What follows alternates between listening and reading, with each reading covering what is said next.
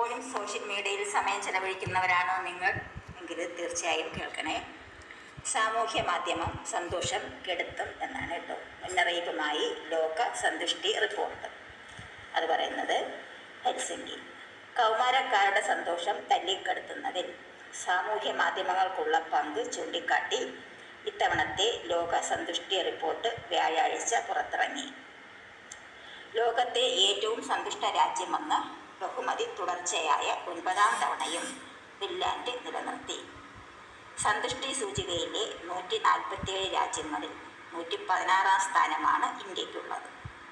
2025 ഇത് 118 അപ്പോൾ 25 വയസ്സിൽ താഴെയുള്ളവരുടെ, പ്രത്യേകിച്ച് 15-ൽ താഴെയുള്ള പെൺകുട്ടികളുടെ ജീവിതത്തിൽ സാമൂഹ്യ മാധ്യമങ്ങൾ ഉണ്ടാക്കുന്ന ശക്തമായ ആഘാതം റിപ്പോർട്ട് ചൂണ്ടിക്കാട്ടി.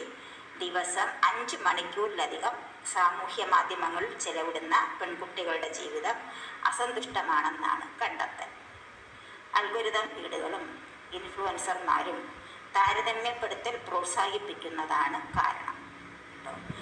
അനലിറ്റിക്സ് സ്ഥാപനമായ Gallup, UN sustainable development solutions network എന്നിവയുമായി സഹകരിച്ച് ഓക്സ്ഫോർഡ് സർവകലാശാലയിലെ വെൽബീയിങ് റിസർച്ച് സെൻ്ററാണ് എല്ലാ വർഷവും ലോക സന്തുഷ്ടി റിപ്പോർട്ട് പുറത്തിറക്കുന്നത്.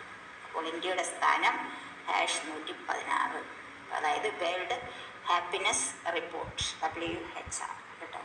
അതിനാൽ കുട്ടികളെ സോഷ്യൽ മീഡിയയിൽ അഡിക്റ്റ് ആകാതെ വായനാശീലം വളർത്തിയെടുക്കുക, വായിച്ച് വളരുക. God bless you. Thank you for watching.